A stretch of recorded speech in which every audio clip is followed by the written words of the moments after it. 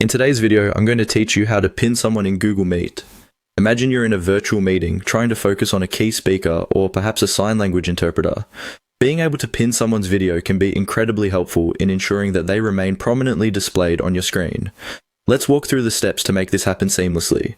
First, you're going to want to locate your profile icon, which you'll find at the top right corner of the Google Meet window. Clicking on this icon doesn't exactly bring up a menu immediately related to pinning, but it's a crucial step in orienting yourself within the settings. Once you're sure that you know where to find this, focus on finding the participant whose video you wish to pin. Make sure that their video tile is visible on your screen, as that's where we'll interact with the next few controls. Now, direct your attention to the 3 vertical dots that appear beside the participant's name on their video tile. This little icon is often referred to as the More Options or Actions menu and is essential for accessing additional settings related to that participant. When you click on it, a list of options will appear. This menu is your gateway to customizing your viewing experience and ensuring that the person you want to focus on stands out amidst possibly many other participants. Once you've clicked on the 3 dots, a drop-down menu will appear. As you scroll through this menu, look for the option that says Pin to Screen.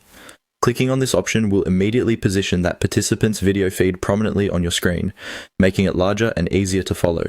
To unpin the participant later, perhaps once their segment is over, or if you'd like to shift your focus, you simply repeat this process.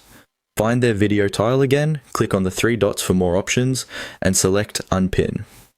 This will return your screen to its default layout, usually focusing on the active speaker or presenting a grid view of all participants. Pinning is not just a way to manage your screen, it's about enhancing your meeting experience. It ensures that the person, presentation, or interpreter that's crucial at any moment remains within your sight. This is especially useful in large meetings where multiple people may be speaking or presenting information simultaneously.